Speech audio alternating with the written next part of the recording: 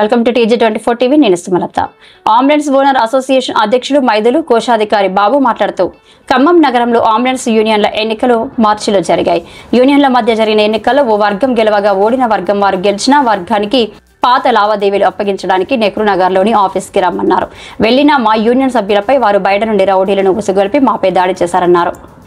ఈ దాడిలో అధ్యక్షులు మైదులు, vice president Eluri Srikanth, secretary Mahesh పై దాడి చేయగా శ్రీకాంత్ పరిస్థితి విషమంగా ఉండడంతో ఖమ్మంలోని ఓ ప్రైవేటు హాస్పిటల్లో వెంటిలేటర్పై చికిత్స పొందుతున్నాడు. ప్రైవేట్ ఆసుపత్రి డాక్టర్లు 24 గంటల సమయం గడిస్తే తప్ప అతని పరిస్థితి మేము చెప్పలేమని డాక్టర్లు తెలియజేశారు.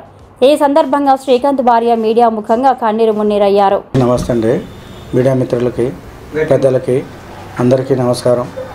నిన్న అంటే ఖమ్మం జిల్లా అసోసియేషన్ మాజీ ప్రెసిడెంట్ చింతల వినయ్ అనే వ్యక్తి పాత లెక్కలు చెప్తారా అని చెప్పి కమిటీ నెంబర్తో అందరితో పిలిపించి ఆ రౌడీల్ని పక్కన 15-20 మందిని కూర్చోబెట్టి మాకు తెలియకుండా లెక్కలు చెప్తానే లెక్క మధ్యలో లేచి. అందరికీ నమస్తే సార్. ఖమ్మం జిల్లా అంబులెన్స్ అసోసియేషన్ యూనియన్ ప్రెసిడెంట్ని. నా పేరు మైదులు. పాత కమిటీ సభ్యుడు చింతల వినయ్ కమిటీ లెక్కలు ఒప్పచెప్తా, డబ్బులు ఒప్పచెప్తారా అని చెప్పి పిలిచి డబ్బులు ఒప్పచెప్పకుండా ఒక 15-20 మందికి రౌడీలను పిలిపించి నాకు వైస్ ప్రెసిడెంట్ శ్రీకాంత్, బాబు, మహేష్ నలుగురం పోయినాం. వాళ్ళు 15 నుంచి 20 మంది ఉన్నారు. ఖమ్మంలో నన్ను ఎవడేం చేయలేడు, పల్స్ హాస్పిటల్ కాడ నేను ఎప్పుడు ఉంటా రండి అని చెప్పేసి దౌర్జన్యం చేయడం జరిగింది. వైస్ ప్రెసిడెంట్ శ్రీకాంత్ కొడితే కోమాలోకి వెళ్ళిపోయిండు. సిపిఆప్ మీద ఉంది, సాగుబతుకులో ఉన్నాడు. ఇప్పుడు ఆయనకి ఏదైనా అయితే ఆయన కుటుంబం పరిస్థితి ఏంది? మరి ఇలాంటి రౌడీజం ఎన్ని చేసుకుంటూ పోతాడు. నన్ను కొట్టాడు, శ్రీకాంత్ని కొట్టాడు, అందరిని ఉరికిచ్చాడు. 15-20 మంది రౌడీలు ఉన్నారు. అందరినీ ఉరికిచ్చి మీరు ఖమ్మంలో ఒక్కరు కూడా బతకలేరు అని చెప్పేసి ఇలాంటివి చాలా జరిగినాయి sir. 1 town, 2 town, 3 town. ACP గారికి కూడా మేము మాకు ప్రాణహాని ఉంది అని ఏసీపీ గారికి కూడా లెటర్ ఇచ్చాం. లెటర్ ఇచ్చినా కూడా ఆయన పట్టించుకోకుండా అధికారం కొద్దిగా అడ్డు పెట్టుకొని ఇవన్నీ చేసుకుంటూ మేనేజ్ చేసుకుంటూ మమ్మల్ని చంపాలని, నీ ఇంటికి వస్తా, మీ ఆవిడని చంపుతా, మీ అందరిని చంపుతా, తలవారు తీసుకొచ్చి అందరిని నరికేస్తా అని అందరిని భయపెడతాడు. ఆయనతో మాకు ఎప్పటికీ ప్రాణహాని ఉంది.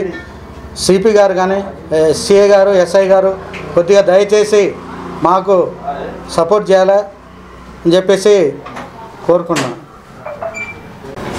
పాత లెక్కలు చెప్తానే పాత యూనియన్ ఆఫీస్ కాడికి పిలిచి ఇక్కడ కొత్త ఆఫీస్ కాడికి రామంటే రాలే.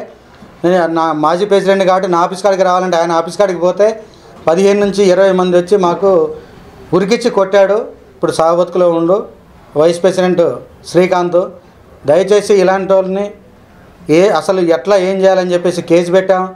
సిఐ గారు, ఏసీపీ గారు వాళ్ళ దగ్గర పోయి కంప్లైంట్ కూడా ఇవ్వడం జరిగింది. అసలు మాకు న్యాయం జరగలేదు. సాయంత్రం 4 గంటలకి rally తీస్తున్నామండి, ambulance rally.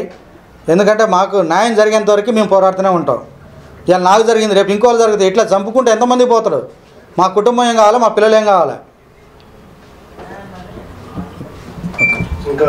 Local ambulance union కోశాధికారి అయినటువంటి బాబును నేను, మాజీ లోకల్ యూనియన్ సభ్యుడు చింతల వినయ్ అనే వ్యక్తి గ్రూపులో మేము పాత లెక్కలు చెప్తామని చెప్పి మా ఆఫీస్ దగ్గరికి రమ్మని చెప్పాడు. దాన్ని మేము అంగీకరించాము. ఆఫీస్ దగ్గరికి వెళ్ళాము. మీ 4 కొత్త కమిటీ సభ్యులము వెళ్ళిన తర్వాతకి లెక్కలు చెప్తున్న మధ్య క్రమంలో మా వైస్ ప్రెసిడెంట్ అయినటువంటి శ్రీకాంత్ గారిని పాతని బయట నుంచి రౌడీలను పిలిపించి నిర్దాక్షిణ్యంగా కొట్టడం జరిగింది. దీన్ని ఖండించి సరైన చర్య తీసుకోవాలని చెప్పేసి మేము 1 టౌన్, 2 టౌన్, 3 టౌన్ని డిపార్ట్మెంట్ వాళ్ళని కలవడం జరిగింది. దీన్ని మాకు న్యాయం జరగట్లేదు. దీన్ని ఇంకా పెద్ద ఎత్తున చర్యలు తీసుకోవాలని చెప్పేసి కోరుకుంటున్నాం. ప్రెసిడెంట్ శ్రీకాంత్ వాళ్ళ వైఫ్ని ఇట్లా 3 నెలల క్రితం వీళ్ళకి ఎలక్షన్స్ జరిగాయి, అంబులెన్స్ ఎలక్షన్స్. దాంట్లో వైస్ ప్రెసిడెంట్గా శ్రీకాంత్ ఎన్నుకున్నారు. అయితే ఈ 3 మంత్స్ నుంచి కూడా తను చెప్తానే ఉన్నాడు, ఇట్లా గొడవలు అవుతున్నాయి అంబులెన్స్లో, ఇట్లా వినయ్ అనే అతను కొంచెం ఇబ్బంది పెడుతున్నాడని చెప్తే, ఏం కాదు మీరైనా కొంచెం తగ్గుండండి, మనం అసలే ఫ్యామిలీస్ మెంబర్స్ అని మేము చెప్పుకుంటూ వస్తూనే ఉన్నాము. అట్లా నిన్న 11కి మీటింగ్ ఉంది ఆఫీస్లో అని చెప్పేసి వెళ్ళిపోయిన తర్వాత ఒక 2 అవర్స్కి నేను కాల్ చేశాను. కాల్ చేస్తే ఆటోమేటిక్గా అంబులెన్స్ వాళ్ళు ఎత్తి ఇలా గొడవ జరిగింది, సీరియస్గా ఉంది, హాస్పిటల్లో అడ్మిట్ చేశామని చెప్పారు.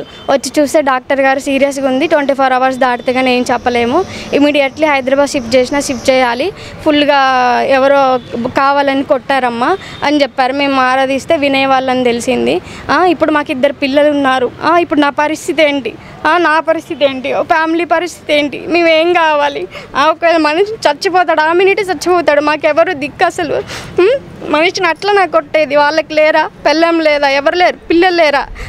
కొడితే మాట్లాడుకోవాలి కానీ అట్లా కొట్టడం ఏంటి అసలు? కూర్చోవాలి, మాట్లాడుకోవాలి, అంతేగాని ఒక మనిషిని మరీ అంతగానో మా చేసేది. ఇప్పుడు ఆయన కడతాడా డబ్బులు ఏమన్నా, లేకపోతే ఏమన్నా అయితే నన్ను చూసుకుంటాడా, మా పిల్లల్ని చూసుకుంటారు? ఎవరిని చూసుకుంటారు? ఎవరు చూసుకుంటారు అసలు? ఎందుకు మనుషుల మీదకి ఇట్లా చేయడం? ఇలా మా ఆయనకు జరిగింది, రేపు ఎవరికైనా జరగవచ్చు, ఎవరి పిల్లల్ని ఏం చేయొచ్చు, ఎవరినైనా చావు కొట్టవచ్చు.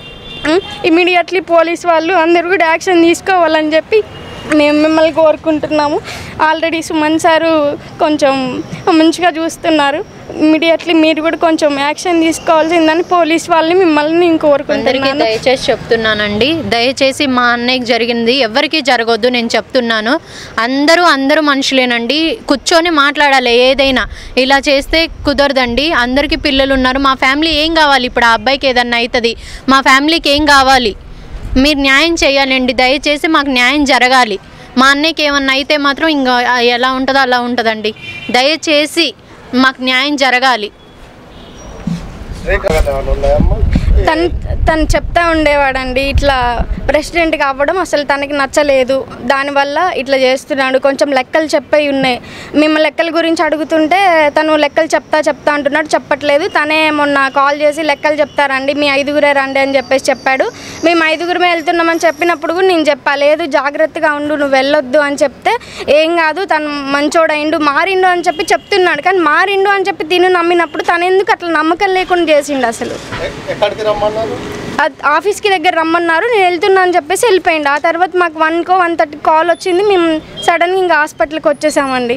ఆ తర్వాత జరిగిందంతా ఇదే, ఇంకా సీరియస్గా ఉంది.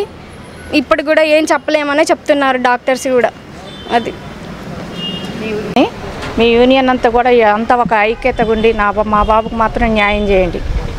ఇవాళ మా బాబు అవుతాడు, రేపు మీరైతారు, మీకు పిల్లలు ఉన్నారు, వాళ్ళకి పసిపిల్లలు, మరి పిల్లలకు 3వ సంవత్సరమే వాళ్ళకి. దయచేసి మీరందరూ ఒక కట్టుకుండి మా బాబుకు మాత్రం న్యాయం చేయండి, మీ వీటిందరినీ కోరుకుంటున్నాం. హాయ్ అండి, నేను మీ Satyasri. Please do subscribe TG24 TV.